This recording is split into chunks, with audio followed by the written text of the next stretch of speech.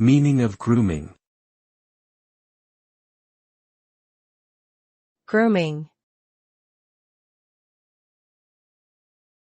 Grooming. Grooming. Grooming. The term grooming can refer to different actions depending on the context, but generally it refers to the process of cleaning and maintaining oneself or someone else's physical appearance.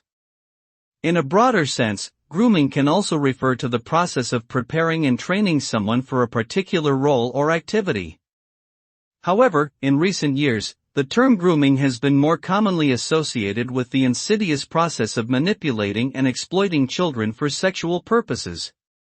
This type of grooming includes building trust, emotional manipulation, and isolation, and often leads to abuse and lasting psychological trauma for the victim.